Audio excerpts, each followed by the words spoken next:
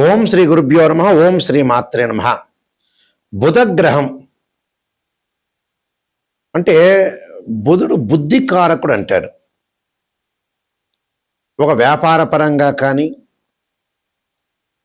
అలానే బుధుడి యొక్క కారకత్వాలను మనం చూసుకునేటట్టయితే మెయిన్ ముఖ్యంగా వ్యాపార పరంగా కానీ అకౌంట్స్ సంబంధించిన విషయాల్లో కానీ భాగస్వామ్య వ్యాపారం కానీ బుద్ధి కుశలతకు కానీ డెవలప్మెంట్స్ విషయంలో కానీ అన్నిటికి కూడా బుధుడు చాలా ఇంపార్టెంట్ ప్లానెట్. ఇక్కడ మనకి మే 29వ తారీఖు నుంచి జూన్ 29వ తారీఖు వరకు కూడా నెల రోజుల పాటు బుధుడు మిథున రాశిలో సంచారం చేస్తున్నారు. మిథున రాశిలో అంటే స్వక్షేత్రంలో సంవత్సరం తర్వాత మళ్ళీ ఇక్కడ మిథున రాశిలోకి రావటం వల్ల తన యొక్క ఓన్ హౌస్లోకి రావటంలో ఎలాంటి ఫలితాలు జరగబోతున్నాయి అంటే గోచారరీత్యా ఇవన్నీ కూడా గోచారరీత్యా చెప్పబడే ఫలితాలు అంటారు. బుధుడు యొక్క మన బుధగ్రహం అనేది మేషాది ద్వాదశ రాశులకి వాళ్ళకి ఏ విధంగా ఉండబోతుంది, బుధ మహర్దశ కలిసి వస్తుందా రాదా, బుధుడు గోచారరీత్యా ఏ విధంగా ఉండబోతున్నాడు అనే విషయాన్ని మనం మేషాది ద్వాదశ రాశుల వాళ్ళకి ఏ విధంగా ఉండబోతుంది అనేది తెలుసుకుంది. ఎందుకంటే బుధగ్రహానికి అధిదేవతలు, ప్రత్యదేవతలు, అధిష్టాన దేవత, అంతరిక్ష దేవతలు ఉంటారు. అంటే అంతరిక్ష దేవత వచ్చేటప్పటిగా త్రిపుర సుందరీ దేవి అంటారు. అంటే త్రిపుర సుందరీ దేవి. అలానే బుధగ్రహానికి అధిదేవత విష్ణువు, ప్రత్యదేవత నారాయణుడు, అధిష్టాన దేవతలు మహాగణాధిపతి. అలానే ఇక్కడ బుధుడి వల్ల ఏ విధంగా ఉండబోతుంది అంటే వ్యాపార పరంగా కానీ బుద్ధి కుశలత కానీ ప్రణాళికాబద్ధం కానీ ఇన్ టైంలో ఎలాంటి నిర్ణయాలు తీసుకోబోతున్నారు, అలాంటి నిర్ణయాలు ఎలాంటి చక్కని నిర్ణయాలు తీసుకుంటున్నారు అంటే చెడు నిర్ణయాలు తీసుకోబోతున్నారా, మంచి నిర్ణయాలు తీసుకోబోతున్నారా అంటే మన సిక్స్త్ సెన్స్ అంటారు చూసారా, ఇన్ టైంలో మనం కరెక్ట్గా నిర్ణయం తీసుకున్నాం అనుకోండి అది ప్లస్ పాయింట్ అవుతుంది. ఆ టైంలో మనం తీసుకోలేదనుకోండి మైనస్ పాయింట్ అవుతుంది. అంటే మైనస్ పాయింట్ అంటే సాధారణంగా పెద్దవాళ్ళు అంటుంటారు మనకి దగ్గర వచ్చిన దాన్ని కాలు తన్నకూడదు అని అర్థం. అంటే ఏదైతే లక్ష్మీదేవి వస్తున్నప్పుడు తలుపు తెరవాలంటారు, మనకు అవకాశాలు వచ్చినప్పుడు అందిపుచ్చుకోవాలి. ఈ అందిపుచ్చుకోగలిగిన నాలెడ్జి తెలివితేటలు ఇచ్చే గ్రహం ఏంటంటే బుధుడు. అదే సిక్స్త్ సెన్స్ అంటారు. అంటే నిర్ణయం తీసుకున్నప్పుడు చాలా జాగ్రత్తగా నిర్ణయాలు తీసుకోవాలి, హింట్ తీసుకోవాలి. అంటే మన ఆరోగ్యం బాగుండట్టే దాన్ని హింట్ ఇస్తుంటాడు, చాలా జాగ్రత్త ఉండాలి, వయసు అయిపోతుంది, బాధ్యతలు పెరుగుతున్నాయి, మీ వెనక భార్య పిల్లలు ఉన్నారు, డబ్బులు సంపాదించుకోండి, ఏ దశ వరకు బాగుంటుందో చాలా జాగ్రత్తగా నిర్ణయాలు తీసుకోండి, ఇది ఉపయోగమా లేదా అనే నిర్ణయాలన్నీ కూడా చెప్పగలిగే గ్రహం ఏమిటి అంటే బుధగ్రహం. ఆ బుధగ్రహం అనేది మేషాది ద్వాదశ రాశి వాళ్ళకి గోచారరీత్యా ఏ విధంగా ఉందో ఒకసారి తెలుసుకుందాం. తులారాశి వారికి నెల రోజుల పాటు ఏ విధంగా ఉండబోతుంది. తులారాశి వారికి ప్రధానంగా మనం చూసుకునేటట్టయితే ఇక్కడ వ్యయాధిపతి భాగ్యాధిపతి అయిన బుధుడు భాగ్యస్థానంలో ఉండటం వల్ల ఎలాంటి ఫలితాలు జరగబోతున్నాయి. కొంతగా వీళ్ళు కొంత ఆచితూచి అడుగు వేయాలి. ఆచితూచి అంటే ధనధాన్య వృద్ధి కలుగుతుంది, ఆకస్మికంగా ధనలాభం, ఫైనాన్షియల్ పరంగా గ్రోత్ ఉంటుంది. తెలియక చేసిన పనులు మీరు ఇతరులకు బాధ కలిగించే అవకాశం ఉంటుంది. కీర్తి ప్రతిష్టలు కొంత తగ్గే అవకాశం ఉంటుంది. సమయస్ఫూర్తి పాటించాలి. కుటుంబంలో పరిస్థితులను అర్థం చేసుకోవాలి. మీ సంతానం డెవలప్మెంట్ అయ్యే అవకాశాలు ఎక్కువ ఉంటాయి. నిరుత్సాహము నిస్పృహ లేకుండా చూసుకోండి. అనవసరమైన డబ్బులు ఖర్చు పెట్టద్దండి. కార్య ఆటంకాలు జరిగే అవకాశాలు ఎక్కువ ఉంటాయి. అంటే శుభ కార్యక్రమాల్లో పాల్గొంటారు, నిశ్చితార్థాలు, అన్నప్రాసన, బారసాల, అలానే వివాహ శుభ కార్యక్రమంలో ఆర్గనైజేషన్ చేస్తారు. అలానే ఉద్యోగపరంగా ప్రమోషన్లు వస్తాయి, స్థానచలనం జరుగుతుంది. వ్యాపారం ఒక చోట నుంచి ఇంకో చోటకి విస్తరణ జరిగే అవకాశాలు కూడా బాగా ఎక్కువ ఉంటాయి. అయితే కుటుంబ పరంగా మటుకు భార్యాభర్తల మధ్యలో కలహాలు లేకుండా చూసుకోండి. ప్రయాణాలు చేసేటప్పుడు వాహన ప్రమాదాలు జరగకుండా చూసుకోండి. మిగతావన్నీ అనుకూలంగానే ఉంటాయి. నేను చెప్పబోయే పరిహారాలు పాటించండి, మీకు మంచి జరిగే అవకాశాలు ఖచ్చితంగా ఉంటాయి. బుధగ్రహం అనేది అనుకూలంగా లేకపోతే ఖచ్చితంగా త్రిపుర సుందరీదేవి యొక్క ఆరాధన చేయాలి బుధవారం రోజున.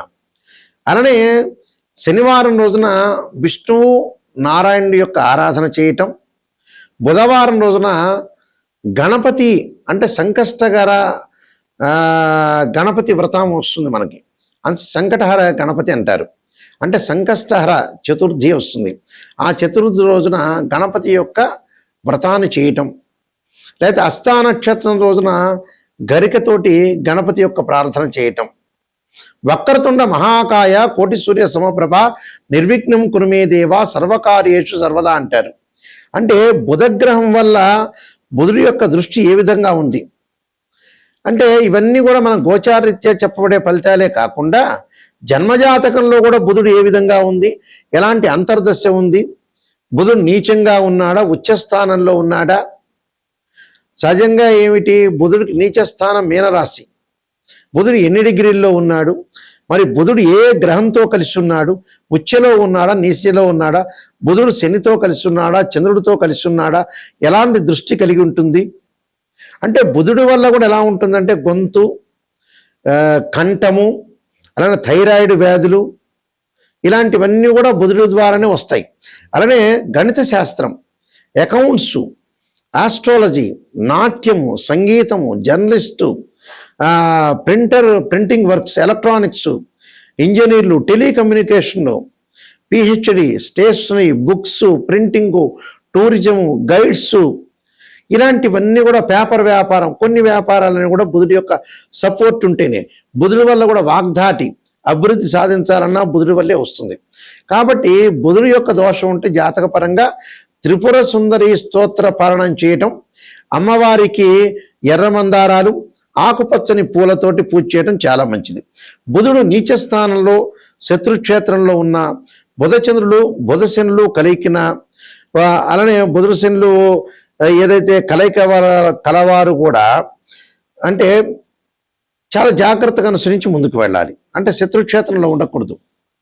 శత్రుక్షేత్రంలో ఉందనుకోండి ఇబ్బందులు కలిగే అవకాశాలు ఎక్కువ ఉంటాయి. అలానే ఈ బుధుడి యొక్క కారకత్వాల్లో కూడా టీచర్సు, ఉపాధ్యాయులు, లెక్చరర్సు, వ్యాపారులు, ప్రొఫెసర్లు, సైంటిస్టులు, గణిత శాస్త్రజ్ఞులు, గ్రంథకర్తలు, ప్రచురణకర్తలు, అకౌంట్స్, బీమా ఏజెంట్లు, పోస్టల్ ఉద్యోగులు, డ్రైవర్లు, రైళ్లు నడిపేవాళ్ళు, ఇంజనీర్లు, డైరెక్టర్లు, కరస్పాండెంట్లు, ప్రింటింగ్ ప్రెస్లు, టెలిఫోన్ ఆపరేటర్లు, వీళ్ళందరికీ కూడా బుధుడు నీచపడితే ఖచ్చితంగా ఈ స్తోత్ర పారాయణం చేయాలి. చేస్తే వాళ్ళకి మంచి జరిగే అవకాశాలు ఎక్కువ ఉంటుంది. అలానే ఇక్కడ బుధుడు పుష్యమి, అనురాధ, ఉత్తరాభాద్ర, రోహిణి, హస్త, శ్రవణ నక్షత్రాల్లో ఉన్నవారు కూడా ఈ స్తోత్ర పారాయణం చేయడం చాలా మంచిది. వాళ్ళ జన్మజాతకంలో బుధుడు పుష్యమి కానీ, అనురాధ కానీ, ఉత్తరాభాద్ర కానీ, రోహిణి కానీ, హస్త, శ్రవణ నక్షత్రాల్లో ఉన్నవారు, అలాగే బుధుడు నీచపడిన వాళ్ళు, బుధచంద్రులు కలిసిన వాళ్ళు, బుధశనులు కలిసిన, బుధుడు శని కలిసిన వారు కూడా ఈ త్రిపుర సుందరి దేవి యొక్క స్తోత్ర పారాయణం అందరూ చేయాలి. బుధుడి యొక్క దోషం ఉంది అని అంటే అందరూ చేయటం చాలా మంచిది. అందువల్ల ఖచ్చితంగా ఈ నియమాలు పాటించాలి. అలానే జీవితంలో నెగిటివ్ అనేది తెలుసుకోవాలి. నెగిటివ్ తెలుసుకుంటేనే మనం పాజిటివ్ లోపలికి వెళ్తాము. చాలామంది కూడా ఆస్ట్రాలజీని అప్రోచ్ అయ్యేటప్పుడు గురువుగారు పాజిటివ్ చెప్పండి అని అడిగేవాళ్ళు ఉన్నారు. పాజిటివ్ వల్ల పెద్ద ప్రయోజనం ఉండదు. ఏదో మీరు కన్సల్టింగ్ ఫీజు ఇస్తారు, తీసుకుంటారు, 10 నిమిషాలు హ్యాపీ చేస్తారు, తర్వాత మీ పని మీదే, వీళ్ళ పని వీళ్ళదే. అంటే ఉన్న నిజాన్ని చెబుతున్నాను. ఎప్పుడు కూడా గురువుగారుల దగ్గరికి వెళ్ళేటప్పుడు, నేనే కాదు గురువుగారి దగ్గరికి వెళ్ళేటప్పుడు, ఆస్ట్రాలజీని అప్రోచ్ అయ్యేటప్పుడు, గురువుగారు నేను నెగిటివ్ నుంచి ఎలా బయటపడాలి, నెగిటివ్ అయినా పాజిటివ్ అయినా మీరు చెప్పండి, దాని పరిష్కార మార్గం చెప్పండి అనే విషయాలు మీరు చాలా జాగ్రత్తగా వినాలి. ఎందుకంటే ద్వాదశ భావాలు ఉంటాయి. అంటే డివిజనబుల్ చార్ట్స్ అనేవి 16 ఉంటాయి. ఈ ద్వాదశ భావాల్లో తనుభావానికి రవి అధిపతి, ద్వితీయ భావానికి గురువు, సోదర భావానికి కుజుడు, చతుర్థ భావానికి చంద్రుడు, పంచమ భావానికి గురువు, షష్టమ భావానికి కుజుడు, సప్తమ భావానికి శుక్రుడు. ఇలాంటి భావాధిపతులు, ఆ రాస్యాధిపతులు, ఆ గడిలో ఉన్న ఏదైతే గ్రహాన్ని మూడింటిని కూడా అనాలిసిస్ చేయాలి. అంటే ఒక్కొక్క లగ్నానికి ఏ దశలో కలిసి వస్తాయి, ఏ అంతర్దశలు కలిసి వచ్చే అవకాశం ఉంటుంది, అలానే ప్రాణదశ, సూక్ష్మదశ, విదిశలను కూడా అనాలిసిస్ చేయటం, అలానే నవాంశము D16 చార్ట్స్ ఉంటాయి. ఒక అమ్మాయికి కానీ అబ్బాయికి వివాహం కాలేదనుకోండి, రాశిచక్రము, నవాంశము, భావచక్రము, దశలు, అంతర్దశలు. సంతానం కలగట్లేదా, రాశిచక్రము, సప్తమాంశచక్రం, భావచక్రం, దశలు, అంతర్దశలు. వృత్తిపరంగా అనుకూలంగా లేదా, రాశిచక్రం, దశమాంశచక్రం, భావచక్రము, దశలు, అంతర్దశలు. అంటే ఇవన్నిటిని కూడా అనాలిసిస్ చేయాలి. అనాలిసిస్ చేయకుండా ఏదో మీకు ఇష్టం వచ్చినట్టుగా ఆస్ట్రాలజర్ ద్వారా చెప్పించుకోవటం, వారు కూడా ఇష్టం వచ్చినట్టు చెప్పటం, ఇలాంటివన్నీ కూడా కరెక్ట్ ఫలితాలు వచ్చే అవకాశం ఉండదు. ఏదో గురువు గారు పొగడండి అంటే ఎందుకు డబ్బులు దండగా, మీ పక్కింటి వాడికి డబ్బులు ఇచ్చిన వాడికి 100 రూపాయలు ఇస్తే పొగుడతాడు. కాబట్టి ఆస్ట్రాలజీని అప్రోచ్ అయ్యేటప్పుడు మీరు ఖచ్చితంగా నిర్ణయం తీసుకోండి. జీవితాన్ని జోక్గా తీసుకోకూడదు. లైఫ్ అనేది లేదు. 60 సంవత్సరాలు దాటిన తర్వాత బ్యాగ్ సర్దుకోవటమే. మనం ఏదో డ్రామా పాత్రదారులం. ఈ పాత్ర ముగించుకొని వెళ్ళిపోవాలి. ఈ పాత్రలో ముగించుకొని వెళ్ళేటప్పుడు బాధ్యతలు అనేవి నిర్వహించుకోవాలి. ఏదో జరుగుతుందిలే, అప్పుడు జరుగుతుందిలే, ఇప్పుడు జరుగుతుందిలే ఆలోచన వల్లే మనం చెడిపోతున్నాం. కొంతమంది వ్యక్తులు ఉన్నారు, ఆ వ్యక్తులు ఏంటంటే కొంచెం మొండిగా ఉండటం, లౌకిక జ్ఞానం లేకపోవటం, శరీరం ఎప్పుడూ కూడా మన హింట్ ఇస్తుంటుంది, ఆరోగ్యపరంగా ఇబ్బందులు కలుగుతున్నాయి, చాలా జాగ్రత్తగా ఉండండి. అలాంటి నిర్ణయాలు తీసుకొని ముందుకు వెళ్ళాలి. నేను 15 పుస్తకాలు రాశాను. కాలసర్పయోగము, కాలసర్పయోగ చంద్రిక, రాహుకేతులు, ఛాయాగ్రహాలు, స్వప్నశాస్త్రం, పుత్రగణపతి వ్రతము, అలానే జాతక చంద్రిక, వివాహ మార్తాండము, నవగ్రహ దోషాలకు 12 మహావిద్యలు, పారణాలు, స్తోత్ర పారణాలు, స్వప్నశాస్త్రము, సర్వదేవతా గోత్రములు part 1, part 2, production of astrology, పురత్ పరిహార సింధు, ఇలాంటి నెంబర్ ఆఫ్ ఆస్ట్రాలజీ బుక్స్ రాశాను. ఇవన్నీ కూడా రాజమండ్రి వారి యొక్క మోహన్ పబ్లికేషన్ వాళ్ళ దగ్గర దొరుకుతాయి. వాళ్ళని సంప్రదించి పుస్తకాలు తీసుకోవచ్చు, లేకపోతే మా దగ్గరైనా ఫోన్ చేసి తెలుసుకోవచ్చు. మా వెబ్సైట్ www.nayakanti.com, nayakanti.in. ఆ స్క్రీన్ మీద స్క్రోల్ అవుతున్న నెంబర్కి మీరు ఫోన్ చేసి తెలుసుకోవచ్చు. నా నెంబర్కే డైరెక్ట్గా వచ్చేస్తుంది. ఎందుకంటే నిజాన్ని తెలుసుకునే వాళ్ళు మాత్రమే నాకు ఫోన్ చేయండి. డాక్టర్ నాయకంటి మల్లికార్జున శర్మ గారి ద్వారా నేను బాగుపడతాను, నిజాన్ని తెలుసుకుంటాననే వాళ్ళు మాత్రమే ఫోన్ చేయండి.